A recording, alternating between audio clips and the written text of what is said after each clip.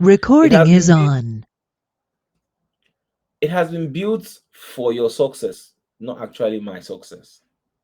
Because we are guaranteeing you higher success rates.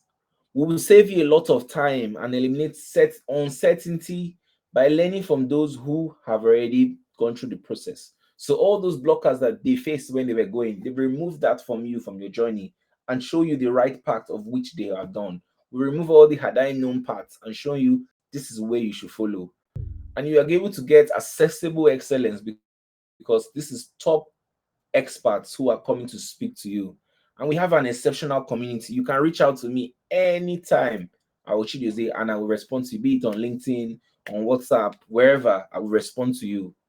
And that's one of the benefits you get, and that's why we've built this platform for success. But in the broader picture of things, what will I get? So the UK tech economy, the UK tech ecosystem is a $1 trillion system. The UK system is so smart that they want the best for themselves. And that's why they have made this visa, because they know that by creating this, they are going to get the best of every kind of talent to come into this country and help them. And that's an opportunity for you because they are putting certain criteria that you meet, I meet, and we can use to get this opportunity, because the opportunity of a lifetime must be utilized within the lifetime of that opportunity. And the truth is, this opportunity is not only for people that are developers. There are so many criteria that we can be able to fit in. And founders, software engineers, and better people who even research can get this thing. And that's why this is $1 billion and $1 trillion opportunity, because every day the UK makes a lot of money from global talent applications, and also global talent recipients go into the field and make higher and better in terms of salary, in terms of respect, and in terms of interviews. For example, we've been in interviews whereby they're asking, what is your visa status? And immediately they said global talent. There's an unconscious bias, because I do a lot of recruitment. There's an unconscious bias towards this person already, that this candidate is the top candidate until proven otherwise. You get the experience of being the preferred choice. When they say the spirit of favor and global visibility is on you, that is what you get by having this visa. And you can get it under two simple pathways. The best thing about this visa is that you can either choose. Either you want to go under the promise, which is less than 5 years, or you want to go under the exceptional talent, which is 5 years plus. But both of them are very similar, but they just have different level of structuring of your language. For the promise, you want to be using languages like you are emerging in a broad category. You are there, you are still climbing your way up. But talent, you have been doing it for a long time. So we want to be hearing led, professional, developed, curated, built. You want to start using those high level structural terms. And that's what the visa is about. Initially, you can, with the new visa changes now, those that get the global talent can get their visas and their permanent residencies within 3 years with this new update. By the time I made this slide, it was not um done there. Within 3 years, and that's one of the fastest, if not the fastest way to get your indefinite leave to remain in this country, in the UK. And that's why a lot of people are looking towards it. So you need to demonstrate, for the exceptional talent, leadership and influence in the digital technology sector. And it needs to be backed by a strong academic record and wider respect within your industry. But for the promise, look at how simple it is. You need to be in early stage in your career with proven potential. People need to be seeing your work and say, there's some nuance in what this person is saying. There's some evidence. There's hope. There's success. This thing looks like something that will blow up very soon. And you need to be already be demonstrating early impact as an employee or a founder. You need to be backed by good, strong academic credentials, because this country, they value academic certificates a lot. So you need to make sure that you are able to write your story in a way that you are educated on a certain in the criteria that you are applying for the field. You need to show promise of becoming a leader in the field within 5 years. And that's the honest truth. This thing is not, it's not hard. By the time we start breaking it down structurally, when Chidozie takes over, you'll be able to see that it is not as big and mystique as they make it look. So intended applicants can apply under these routes. So basically, the technical applicants must demonstrate proven technical expertise within technology in building, using, deploying, or exploiting a technology.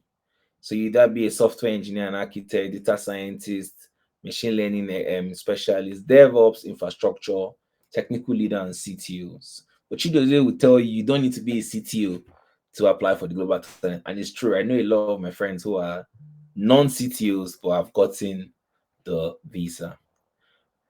For the business applicants, must demonstrate proven commercial investment or product expertise in building digital products in significant digital product businesses. For example, product managers and strategists, tech entrepreneurs, founders, venture capitalists, and digital transformation leaders.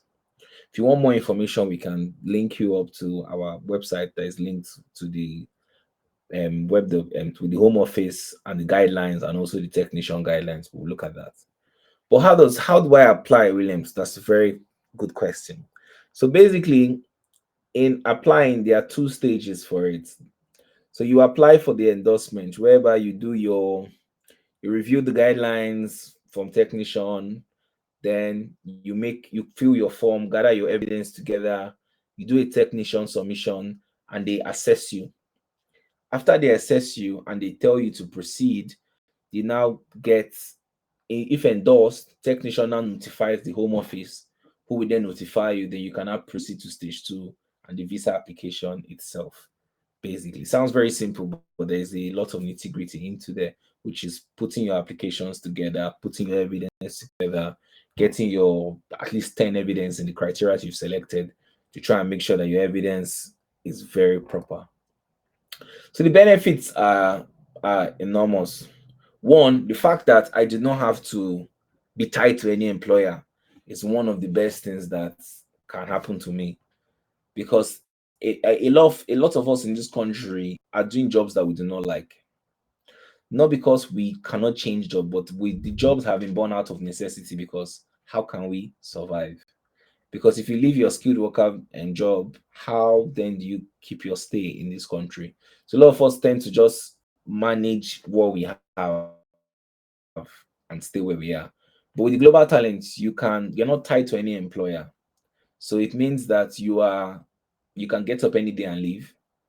Two, there's a lot of uncapped availability.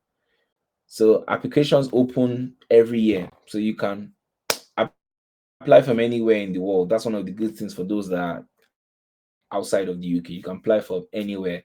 There's a lot of flexibility. Like I said, no job offer is required. You don't need to get a job to come here. Once you get it, you can find your job and be on your own. You can launch your own careers.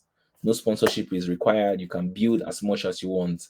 Another thing is it gives you a lot of credibility when you're applying to, I think, the EB1 visa in America, and also some global talent high visas for Canada and Australia. So you can become global citizens in also in those countries. It gives you an amazing network. By the time you get global talent visa and you post it on LinkedIn, you see your DMs will change, because a lot of people that have gotten it want to speak to you. It creates a network of tech worldy guys that will start speaking or responding to you. It opens a lot of speaking opportunities.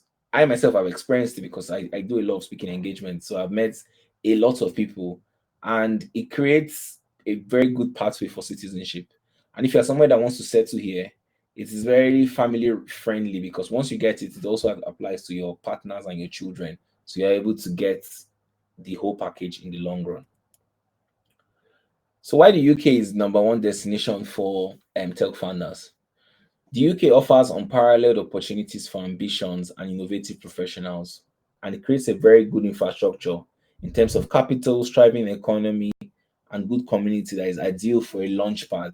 It's easier to launch a business here if you have a good idea. here, and it will sell because people see value here, and you get a lot of people that want to invest and partner with you.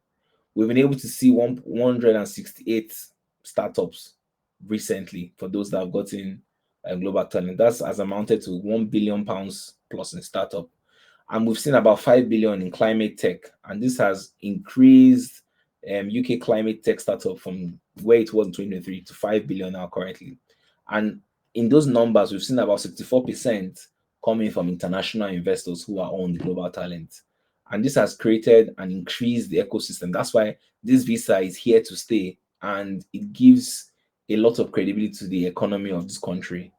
And it has created more active angel groups, which we call angel investors, because now they're not supporting early stage tech startups. And in this period of time, a lot of people have approached myself and Chidozie to want to partner with us because they're beginning to see vision in what we are doing. And imagine if it was you, by the time you put your evidence together, you want to start something, a lot of people will reach out to you. And that's how this visa works. So if you're ready for your journey, this is the right time. I want you to ask purposeful questions today. Ask any question that you think can pop onto your head. We'll answer it. I want to tell you to visit the platform, try and play around it and see what we have built and see what we have there and see what is on the market and try and put your evidence together. The truth is you can do this. If I can do it, Chidozie can do it. Why not you? We're not different. I don't have two heads. So I'm going to look forward to your questions and thank you for having me. Thank you.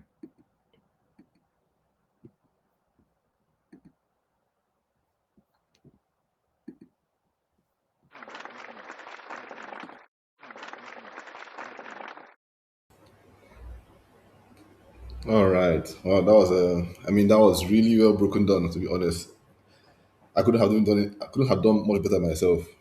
So, my able co-founder here, Mr. Williams, has covered all the basics, right?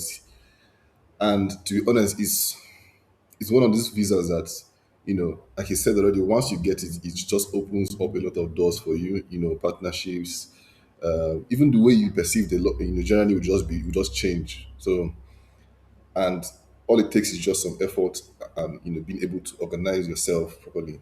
So I think the what I'll just cover up in this last bit is just talking about the kind of evidences that you can bring to either prove both technical expertise or even in the business area of it. Even though we'll be a bit more focused on the technical part of it, because I think a lot of a lot of our members are more technical as well. But the evidences I've also mentioned also span across the business side or even the technical side. So let me share my screen so we can just talk about it and then wrap up.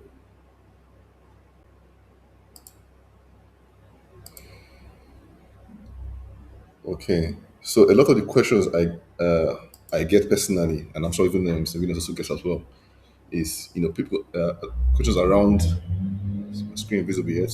All right. Questions around what really counts as proof. What can one bring to prove all these evidences? Even though if you go to the official technicians website, as you can imagine, it's very lengthy and it's very very in a way it's quite daunting to read, especially if it's your first time or your first few times checking it out. But at least in this slide, I'll try to cover up as much as I can and then try to break them down in a bit more detail. But before we proceed, if anyone has any particular questions you want to ask Mr. Williams, or we can just keep it until the entire session has ended. But yeah, I'm just waiting if you have any questions so we can ask Mr. Williams first before we proceed.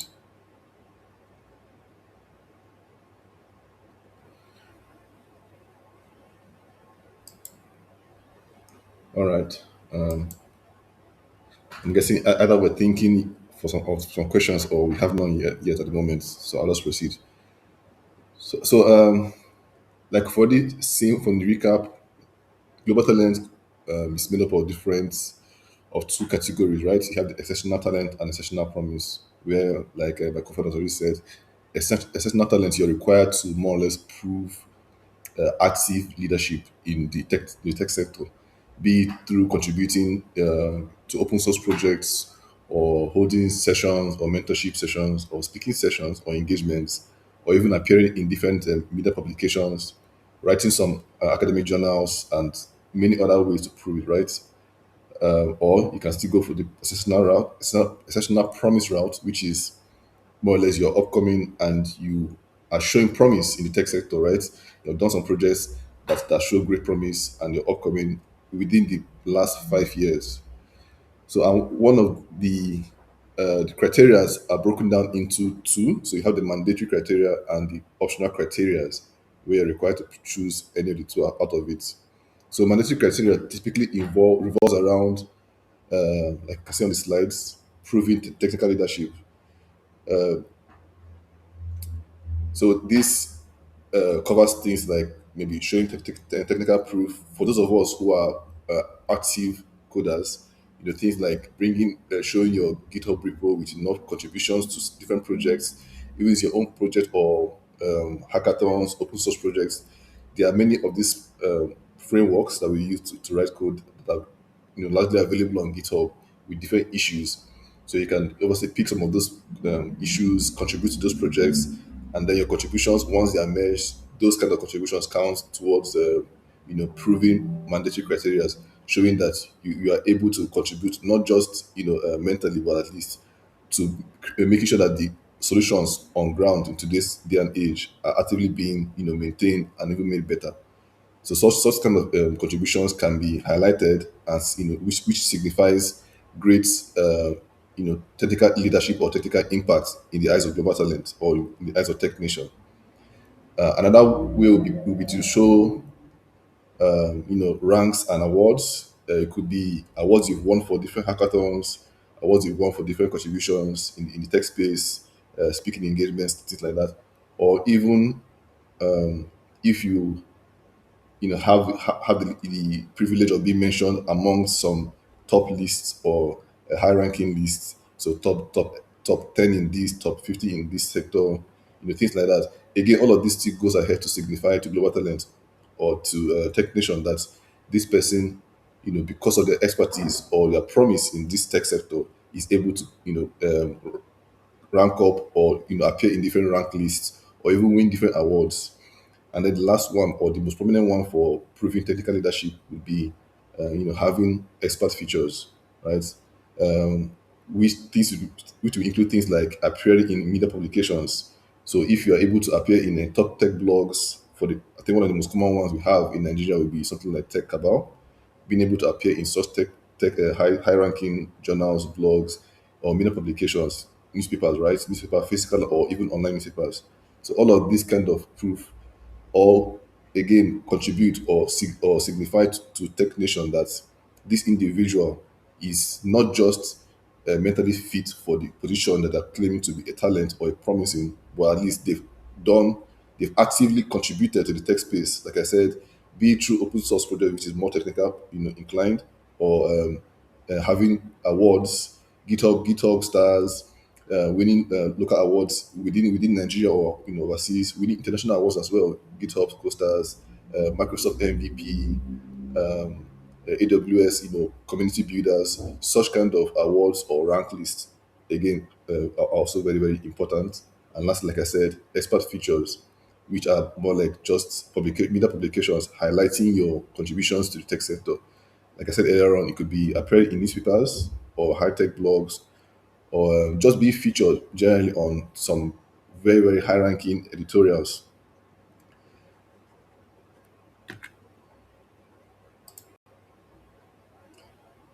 So now I think that being said, the next part we look at will be to look at the individual optional criteria and what they cover, and you get to sort of see the kind of evidences you can bring in such criteria.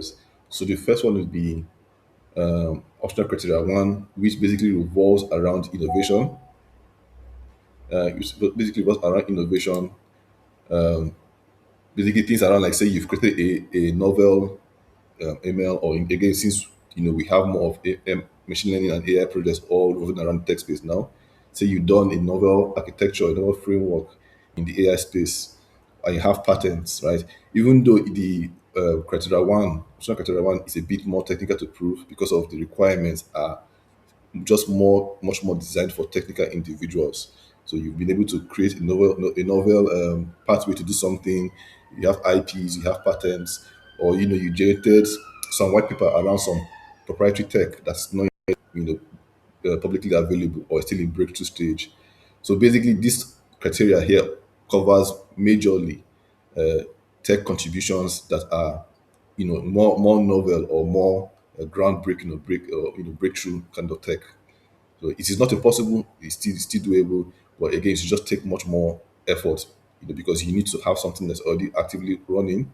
It could be an application, it could be a platform, it could be, like I already said, a framework running somewhere, and you can show traction that this particular framework or this particular idea or app is innovative and is in a novel space and shows clear traction or growth for potential for financial benefits. Right?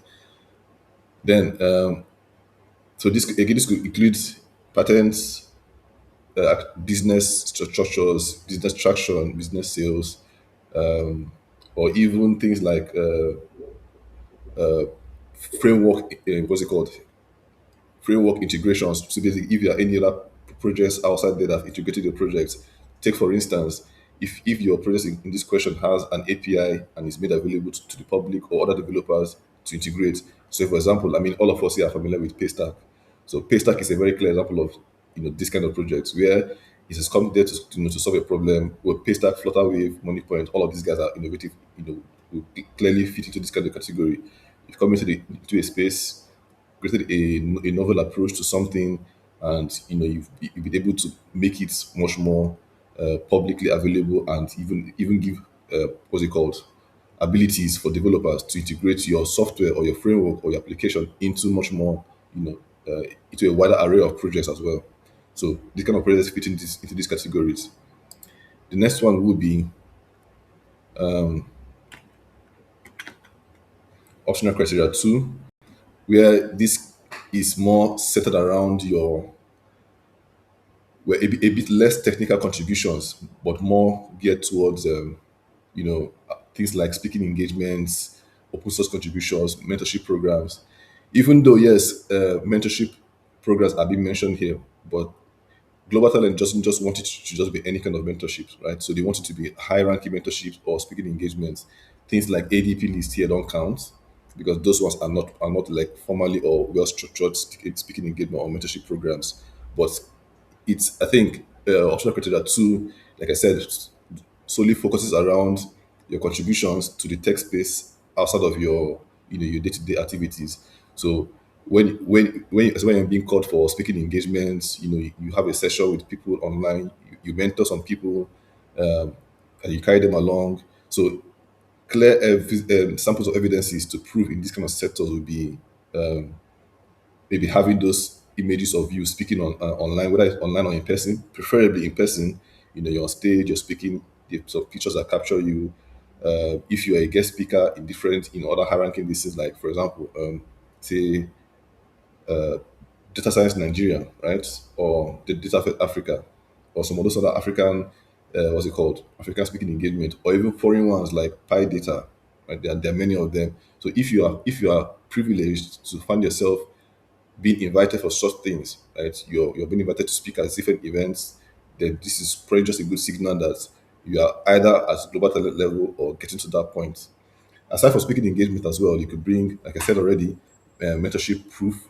So if you also been in a, say something like all these cohorts that tend to appear on LinkedIn a lot of times. So you can join a cohort and you can be like a mentor and have like say 10 to 50 students under you. Those kind of things also show traction as well. Because in this case you can bring maybe the emails where you were selected as a speaker or a mentor. Again, this shows not just that it's just a kind of mentorship program where anybody's accepted. It shows that they probably went through a criteria list, and from that criteria list, you made, either you met a lot of the different criteria, either all of it or most of it, which is why you're now being invited to mentor people or speak. Again, all of these indicators are showing that you are either at a global talent level or you are very close to being there. Maybe you can say with some fine tuning.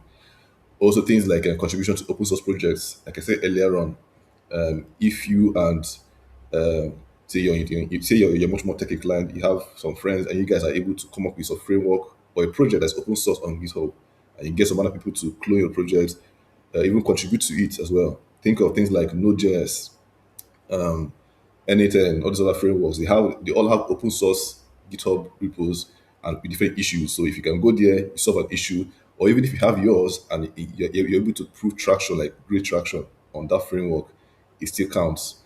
I think just to leave this here, there's a platform called Digital Ocean. It's a cloud-based, cloud deployment platform like AWS, Azure. Digital Ocean hosts annually. They host a hackathon every October, which they call Hacktoberfest, where tons of people come and obviously make their different projects open source, where you can go in and contribute to those different projects, or even make your own open source, and other developers can contribute to your open source projects. So all of this show that you are actively contributing or actively involved in contributing to the tech sector outside of your day-to-day job.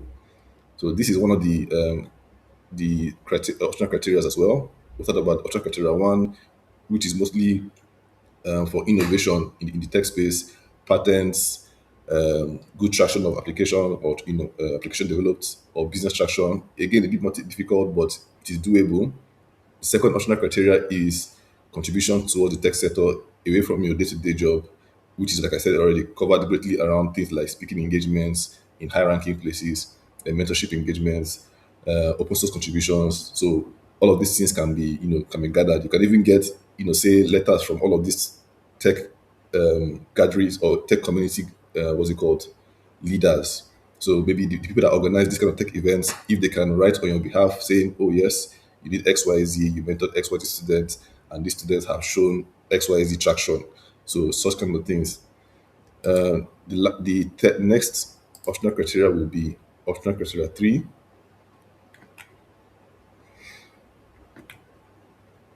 Yeah. So Integrity is basically proving technical impact. So this revolves around having, if you have if you have products that are out there, and you can show, even if you're in an early stage, and you can show great promise, or reasons why that particular what's it called, technical product has impact, or will show impact in the nearest future. Take for example, startups, right? So if you have a startup, maybe you have maybe yourself and some other developers, are coming together to do something, to do a project or a startup. Even though if you guys have not made any that much revenue, but you can show great traction of maybe what's it called, maybe month by month growth. Say, okay, when you launched, you had 0 users. In the next 1 month, you're able to bring in 30, 40 users. Even though you've not necessarily making any sort of revenue from the application, but because of the product itself, the technical product itself, app, web app, if you are on the data science side, and things like your pipeline, your data pipelines, if you can show that whatever you've done has potential to show technical impact. Even if you're on the business side, I think you still be required to bring things like showing monthly active users, impact in terms of the business aspects. Maybe what sort of partnerships have you been able to secure along the line. Like Williams has said already, say for example TalentHacked, because of what we're doing now, we've been able to you know our trajectory so far, been able to signal to a lot of other potential bodies out there in Africa, even in the UK, that this Talent Heart platform, or this platform in question, is has potential to show great promise, or basically solve a key problem moving forward. So even though, like I said again, moving to the other part, even though maybe your application is not yet doing any sort of numbers financially, it is not an indicator that it is not good enough to use as a proof of global talent. You could still prove viability in other ways. Like I've already said here, if you can prove something like user traction, lead generation, user retention, if you have a good co-founder or business co-founder, like I have for Williams now, being able to show proof of what's it called, getting partnerships with other bodies as well. These are all good indicators that this particular technical product, is either solving a problem or has a great potential to solve a problem. So, like I said, on the tech side, you have the code base, the flow charts, the architectural diagrams. On the business side, you can bring things like your, user retention, user gathering, business partnerships, strategic business partnerships that obviously show a growth trajectory. So all of these things can all be wrapped up into the OC3. But ideally, OC3 is again is a bit more geared towards technical impact, but it's less technical as compared to the OC1. So in this case, when I say OC, I mean optional criteria. And then the last one, which is a OC4, which is more geared towards academic contributions, right? So if you're someone who writes lots of papers, have a good scholar profile. I think like myself my co-founder Mr. Williams here, we have good scholar profile. So you can go there, you can see your publications, maybe the different journals you've written in, how many people have studied your work, things like that. Even going as far as maybe getting some letters of maybe reference or recommendation from your different professors. But bear in mind that for the academic contributions, if you're going to get any letter, the letter has to clearly indicate how the person who is writing it for you has to clearly indicate how you and them have worked on an academic contribution together. So it should not be generic. Oh, I know X person and they have written paper which I read and they are good. No, it should be how have I and X person written or worked together to contribute to the academic journal. Again, using myself as an example, I had a professor here in the UK when I was doing my second master's degree, and I was privileged enough to have my project work, being converted into a paper which I wrote with him, which I wrote alongside him. So even when he was obviously when such a person will go to write a letter for you or for in this case for myself, it should be much more geared towards what I and the person have worked on together, as against I know this person in just some vague random capacity. So the letter they write for you will be much more geared or grounded in actual realistic evidence that I and this person have done this paper, or or I was his supervisor in this X project. Basically, making sure that whatever they are writing for you, holds water, not just some random letter. You can also bring things like, again, like I said here already, your citation metrics. If you're privileged not to publish your journals in high ranking journal publications, IEEE, even in the smaller ones that are a bit, that still have some traction, you can show things like your citation metrics, letters from different, endorsers, professors, or other academic contributors, or even your papers in those different reviews, right? So is this one again, like I said, is geared towards those people that tend to write a lot of academic papers, so which is a very good one. So you have your mandatory criterias and your four optional criterias.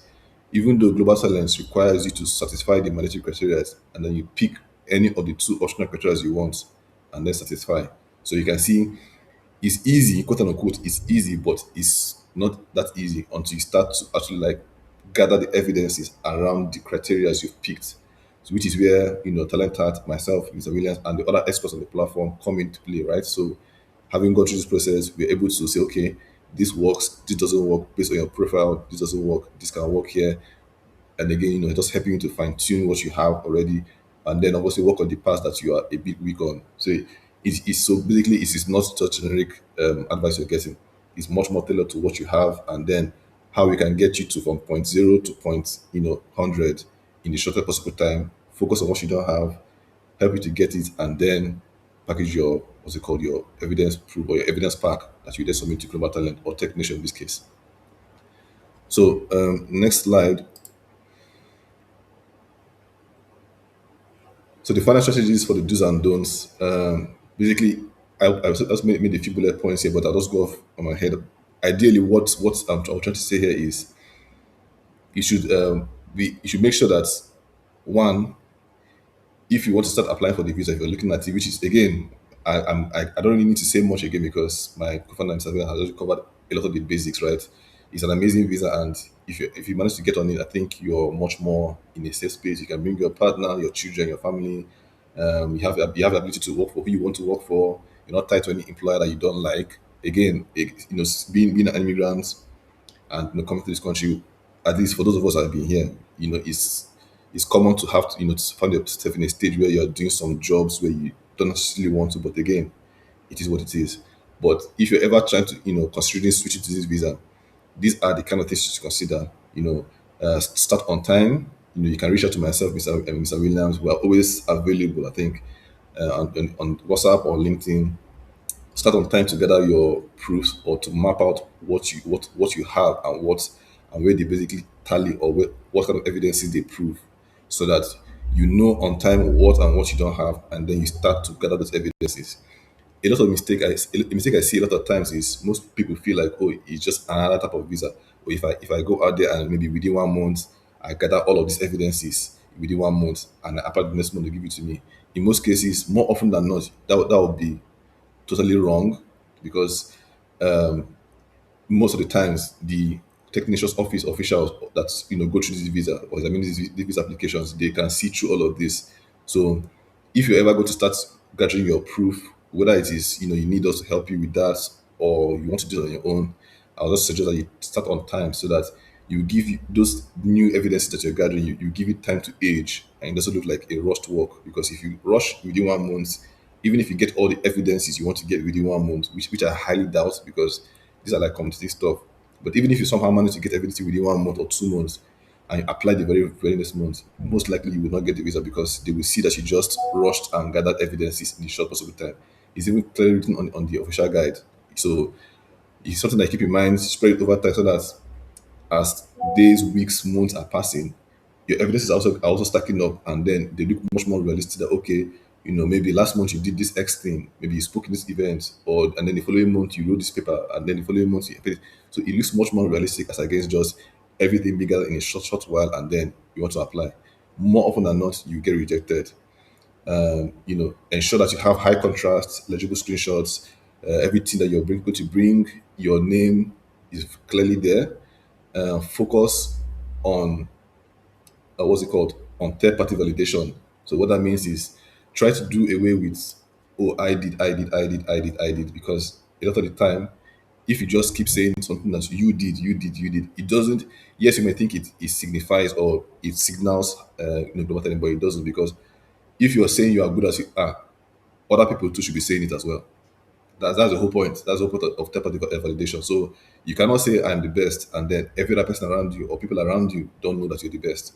So if you're going to say you're the best, people around you need to be say, okay, well, even though we might not know him, or at least the person looking at this should say, okay, even though I don't know you per se, but with everything you brought up, and you're showing to me now that other people are saying about you, it signifies that you are actually the best, or at least getting to that level, right? That's the whole premise. So you need to keep that in mind as well. So because some people always feel like, oh, because if I say I'm this thing, or I think global talent will know this one, but in some cases that's not that's not what they want. They want to make sure that you're not just blowing your own trumpet. If you say you're this good at what you do, and other people cannot see it, then you're not that good. It's simple maths. And then the obviously next one is show clear dates, right? On all your evidences, show a clear date. Anything you're not sure of, keep it aside, except maybe you're lacking evidence. But anything you're not sure of, anything you're not sure of, don't include it yet until you are sure of it. If it's weird to you, it will most likely be weird to the assessors, and you don't want to give them reasons to not give you the visa. So anyway, like I said, these are the do's and don'ts, and yeah, overall, I'll say I also reiterate what Mr. Williams has said here. It's an amazing visa. If you get on it, I think you are on a clear path, and it's one of the very few visas that the UK government has refused to touch, even upon all the different changes in immigration rules that have been going on. This is one of the few visas that has stood the test of time. It's remained the way it is because it is extremely competitive, and obviously the government wants to bring in the best for themselves. And so this is your chance. This is your shot. If you have faith that you can do it, then obviously you can, which is why we're here to guide you as well. Myself, Mr. Williams, and the other experts as well on our platform. So if you have any um, requirements for guidance or whatnot, always feel free to reach out. I'll do my best in respond as well. And I'm sure Mr. Williams will do the same thing. You can Google us on, you can just Google us or look for us on LinkedIn. And, we're readily available there. You can chat anytime. Yeah. So global. So again, talent Heart helps you to do things like working on those different, basically assessing where you are now, and then identifying your current strengths and weaknesses, and then we're now coming to help you solidify those weaknesses in the shortest possible time, So we typically advise, a time frame. We say anywhere 90 days and above, depend on how strong your evidences are currently. But if it's not that as strong, obviously you need more time to spread across so that, like I said earlier on, your evidence will start to gather age, not just look like it will just gather within that short time for application. So we come in, we help you to solidify your weak evidences, maybe providing you guidance on things like publications, or even helping you to get those publications as well. So things like that. But so I think I'll stop here for a few minutes and allow anybody with any questions. If you have any questions you want to ask, you can ask now. Or, again, this video is already recorded, so to be on our YouTube channel, you can always go there and have a rewatch of this video. And, so hopefully it will help to answer a lot of your questions. But if you have any questions now, this is a good time to ask the questions. You can answer it. You can take a few questions now before we go, and maybe the rest you can ask, directly to myself or Williams. Hi, Chidozie. Hi, Samiat. Hi, Samiat. Hi, Williams. Thank you so much for this session. So I do have questions. My first question is about the first MC. I think it's the mandatory requirement or something that you said it Yeah. has to deal with. You mentioned it has to deal with technical people. That most people on this end are technical, and I must say, like, if does it mean that if you are not a coder or if you are not doing coding, or even if you like have like business management or if you have project management skills, but you're not doing coding and you're not doing anything that has to do with coding, does that mean it can't fly on that mandatory basis? I did get that you said that there's the third part for publications for the in the mandatory basis. There was three parts for the publications bit.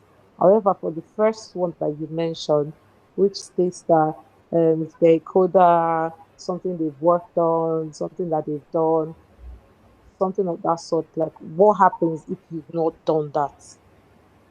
Okay. So great question, Samiat. Even though, yes, my this thing here was a bit more technical, like I said earlier on, but it is clearly not. It doesn't mean that you must be technical based. I think even say one of the evidences or sample evidences to prove in mandatory criteria.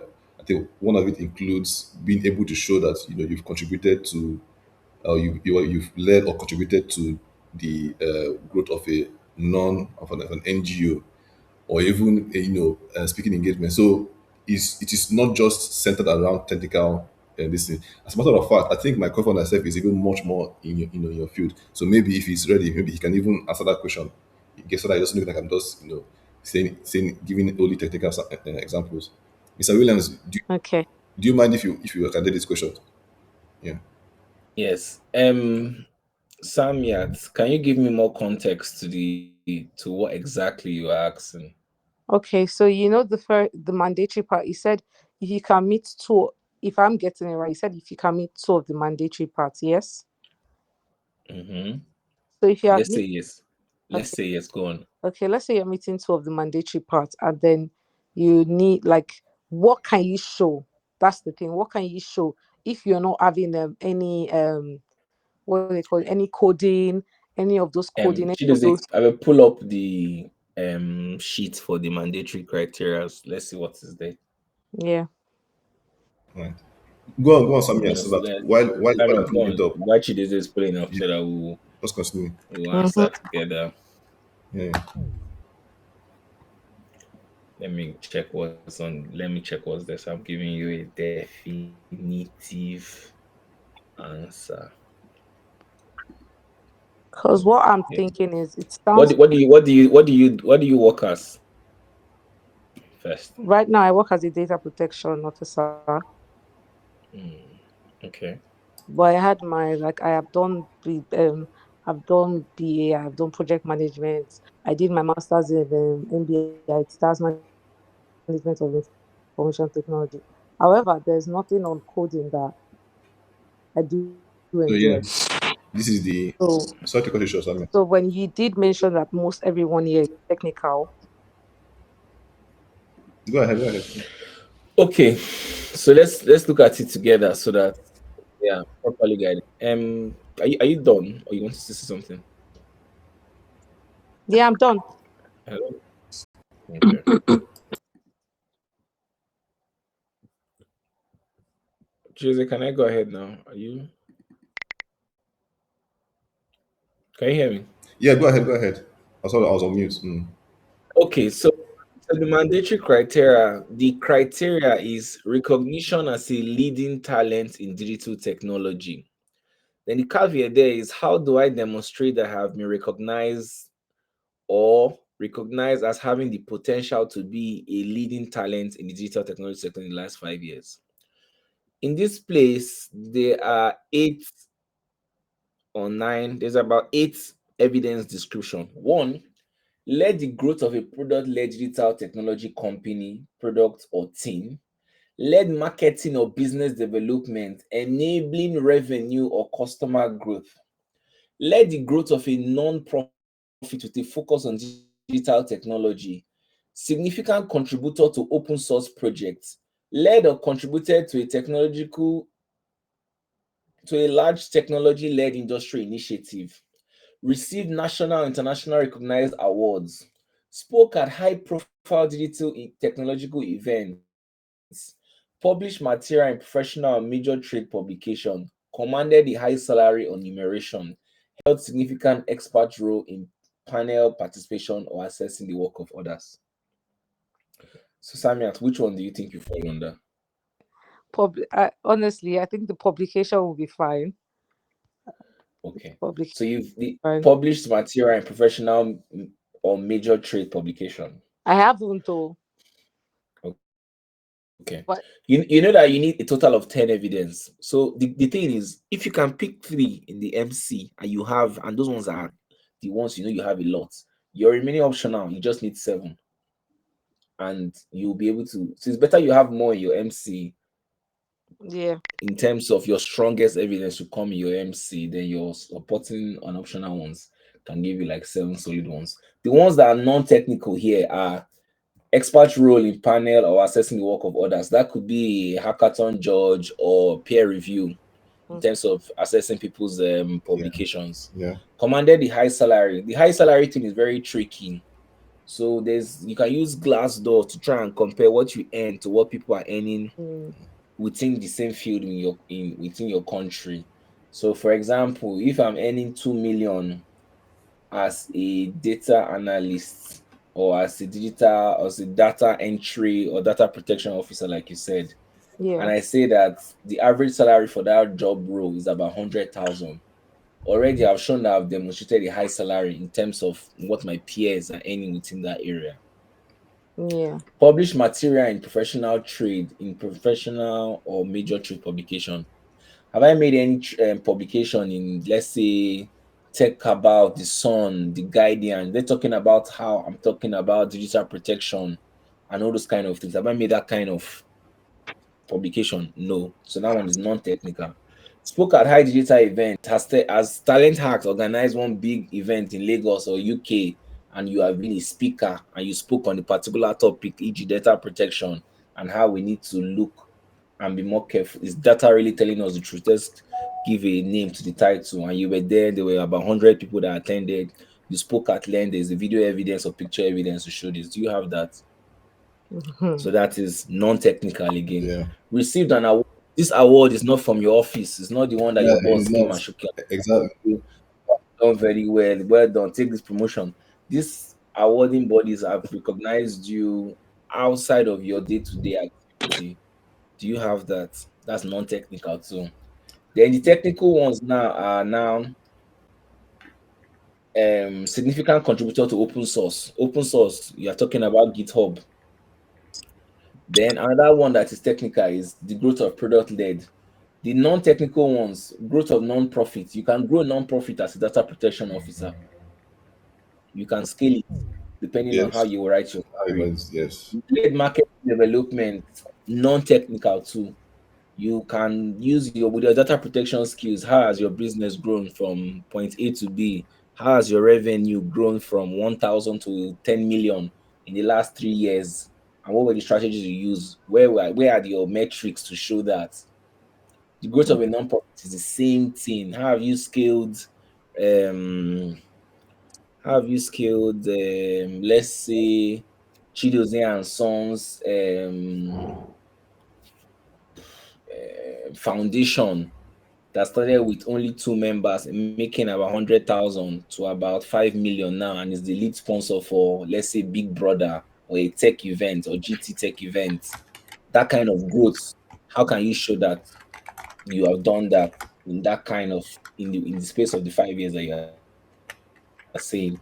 So those are the kind of things that they want to see. These are just random examples, but I'm trying to psych you so that you see how the growth Yeah. is. For example, looking at how um what's this saving app which is Piggyvest have First, grown, yeah. Mm-hmm. and now it's now sponsoring events, and it's now a very big digital platform that people are now just begin to save and do all those things. You can say all those kind of things. How did you contribute in that? Were you the lead scrum master? Were you the digital product officer and all those kind of things? Those are the kind of conversation that we want to see. Then led or contributed to a large technological led industry initiative. For example, yeah, Kuda. When Kuda started, it was a very simple, basic bank. But now Kuda has blown up. That is something that has expanded into the banking and finance world. That's a large technological led industry. Also, money points, pay stack, all those kind of things. Those Yeah. are the Yeah. Yeah. kind of large thing that is now accepted everywhere and people can see it. So that is a strong one on the MC that you can look at. Yeah. I don't know if with these Mm, few points of mine Yeah. have I been I able to understand what convince her. you're saying. Yeah. Thank you so Thank much, you. Williams. Yeah, I But think. Go ahead, Sam. sorry. Go ahead. My issue is how can someone be able to accumulate all of this? Get all of this. That's it. Okay. So accumulation is a very big word. Like how am I like for how am I gonna like if I say I want to, as Chidozie mentioned, like it doesn't, it's not going to be okay to just make it in just 1 month. If you just make it in just 2 months, it's not gonna make sense because like when you do the application, it looks fishy. However, how is it possible if I am just going to be new to getting this global talent visa thing? How is it going to be possible? Like what do you like what's the time frame you think that is the best way to get this global talent and invest actively into this to accumulate it and get it? So the first thing I will say to you is it depends on the situation at which you are applying. I'll give you Fair. an example. If I have somebody in the UK now that his visa expires next year, September, Yeah. that person is already under a lot of pressure. So we cannot wait till September to do the person's application. We'll be looking at doing that person's application, that person looking at submitting the application. Worst case scenario, April. So between April and now is about 5 to 6 months Yeah. so that we can get feedback and he can now continue the process of if the application is successful. If it's rejected, we'll look at quickly look at the feedbacks and reapply again. So the minimum you need to do this application is 6 months to 1 year. Wow. The concept of saying 6 months to 1 year is because it is financially expensive. Okay. Why I'm saying is expensive is the visa fee alone and the whole package for the visa and everything. You need to have that because if you are successful, you have to now pay for the visa. So you need to make sure that you are thinking about the end stage, which is the goal of after getting the visa. You must have that money because you cannot now say you cannot now pay after you've been endorsed. It does Mm, not work like that. So you Yeah. have to consider that.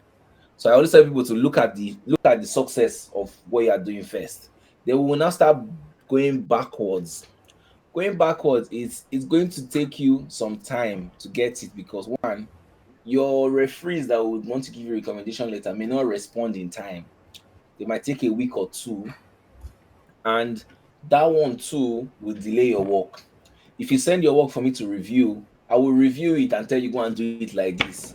You will go back and write it back 3 days time. I'll tell you you've still not done it. You go back and do it again mm, because we have seen so many feedbacks and we will tell you that's not how to do it. So that back and forth, going back and forth, will take at least 3 months or 2.5 months, give or take. So already you have 3 months. By the time the work is now ready, we will now look at it with a different eye, with a submission eye. We're not looking to submit the work. So we're not looking at your grammar, how are you typing your words? Are you using words like I worked with?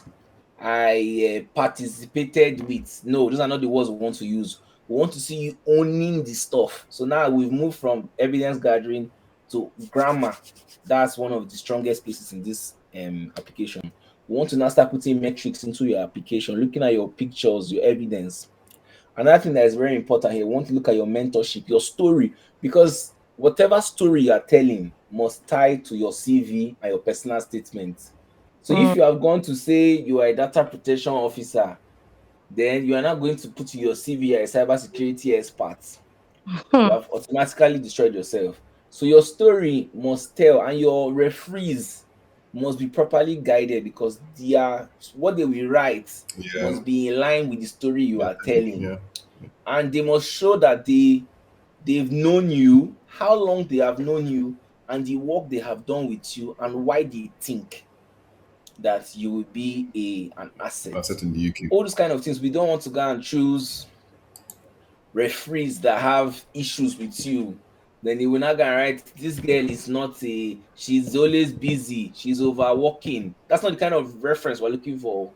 I consider her for the job. No, it needs to put a story that shows that in your own field, because depending on the criteria that you're going for, talent or promise, the language is different. If it's talent, it needs to tell and hype you a bit and say the work you have done is impacted. We have been able to achieve this. This has been the outcome of what you have done. It's and stuff like that. So that takes time to word.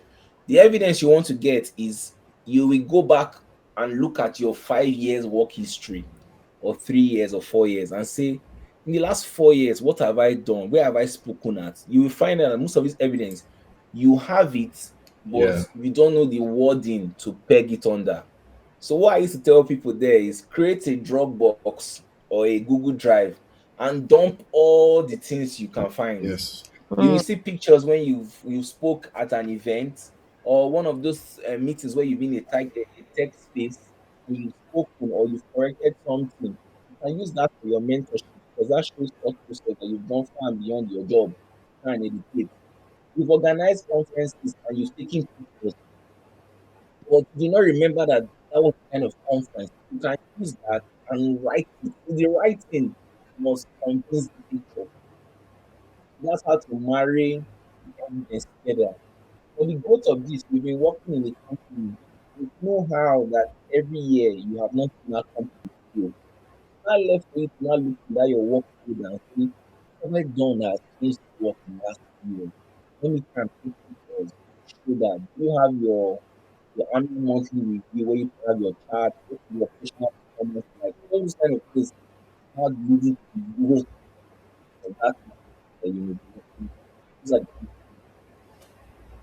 things. If you look at these ways they put into here, you'll be discouraged, but actually it is not difficult. That's why I read my own version of it, which is one line, Yeah. and I'm able to pick out what it is. All right. All right, thank you. Thank you. The other part that you said that is very interesting is, so when the endorsement happens, like, and you said we have to be ready with the money, like how much does that usually cost, like the range? Chidozie, you answer that for you. I'm sorry, I'm asking sorry, because sorry, sorry. Ask the question again. Ask the question again. like She's asking after you get endorsed, Mm. how much is the visa? So the visa price is on the website. I think you need about 5,000 pounds Well, if you add IHS or anyway, thereabout. if you add IHS, Yeah, yeah. around 4,005, 4 to 5K pounds. I think it depends on two Because you things. need to pay for your health Yeah, insurance I think it's and how, yeah. and how long would you? So if you obviously if you're going for a sessional promise, obviously you can imagine that's 5 years. So you used to pay for IHS for that 5 years that you'll be in the UK. Or I think although I think you can like pay for some money, but I'm not sure anymore. But I know that you have to pay for like the whole period and then obviously plus the actual visa application fee. So, but I think in terms of the cost itself, we need to be sure on that. So maybe somewhere we can chat privately regarding that, and then we'll show you some screenshots of what. yeah, that's right. But I mean, like we have already said, you don't want a situation where you have gone through the stress 6 months, 6 months, 7 months, whatever it is, and then you have your evidences all packed and everything. You've applied, you get the visa, and then it is now you that's holding your application. Say you have gotten the visa now, you want to now apply for, so you want to pay for your IHS, and then it's I think the once that visa comes out, once the approval comes out, I think there's a window you have before it obviously becomes redundant. So, but we'll discuss more about it in detail, right? Since it's a bit more listening. So yeah, All right, thank you. you're welcome. You're welcome. But I hope we just answer the question because I think you guys are in similar fields. Hi Yeah. Benedict. Yeah. I see someone else again raise their hand one time. After some, I was just silent. I can't remember the name again. But go ahead, Benedict. Yeah. Also the question that she the girl previously Sammy had asked also the question. Okay. All right. No, no problem. That's fine. That's fine. So yeah, Benedict. Any question for you? Okay, hi, good evening, everyone. Okay. Yeah. Good evening, Chidozie.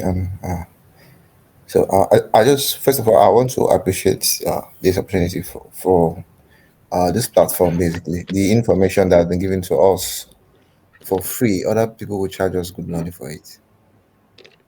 Breaking this down and to the smallest details. I was, as we discussed a few days ago.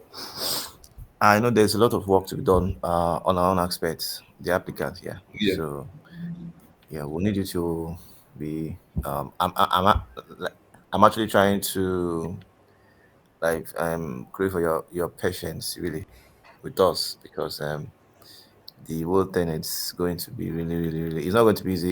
It will need a lot of creativity on our own part to come up with a lot, and of course, like we need to do most of the work and stuff like that. So I'm just trying to ask you guys to be patient, please. No, Yeah, be patient with us. no problem. I mean, again, that's what we open the platform for, to help. Everyone that has a chance at least, because again, I'm going to use my own personal this thing. Obviously, when I heard about this visa the first time, to be honest, it was probably like in 2022 when I heard of it the first time, and back then I didn't have a shot. So to some time and then improve my chances. But to buttress what you're saying, Benedict, that's what we're here to do, right? We're here to, at least if you have a chance, we want to give you the best opportunities, the best analysis on what you have currently, and an honest feedback on your chances, and then help you, like I said, because it's a it's a financially heavy process. Not like it's going to cost you like millions, but you have to be willing as well to put some money into this, because things like writing in paper in academic journals, for example, you need to also have money to pay for those publishing costs, things like that. But ideally, we are here to give everybody the best shot at this visa, right? Whatever we tell you is not out of spite to say, oh, easy, because yes, you might not be good at that moment, but you can obviously work towards it, and hopefully in a couple of months you have visa ready, and the visa comes successfully. That's what we're all hoping and praying for. But yeah, thank you guys for spending this 1 hour 25 minutes with us. Asking your question, very interesting question. To be honest, it shows that everybody's thinking about it. This we all having the same goal, and yeah, we'll continue to help and carry everybody along. Obviously, as we grow, we'll probably introduce more experts, much more these things. I think even say talent hacks. Also, we also what we tend to do is we also try to create some of these opportunities, like at least give you avenues to say, okay, these are good publishers that you can publish here. You can speak at the event. So we are trying to create some of these things for you guys so that you don't have to spend too much time just going at them, looking at them, looking out for them, but you can have a central point. You can come and see all these things and then approve, or rather pick the ones that you want and then start applying or start writing towards them. Things like journals, newspapers, open source projects, hackathons, stuff like that. So as we see, we tend to curate and then share with the community so that people that want to, if you feel you can do it alone, no problem. The resources are there for you. If you still want some extra help for Talent Hacks, then you can come to us and we'll find the place we can fill in and help you guys. But yeah, other than that, I think it's been a good session, and thank you guys for your question. If there's nothing else, I would like to end the meeting now. And hopefully, So much. Thank you so much, Williams. Thank you, Chidozie. you guys are you're welcome. You're welcome, guys. So, Thank you guys. Thank you so much. well, Thank you. Bye. bye everyone. Have a nice evening.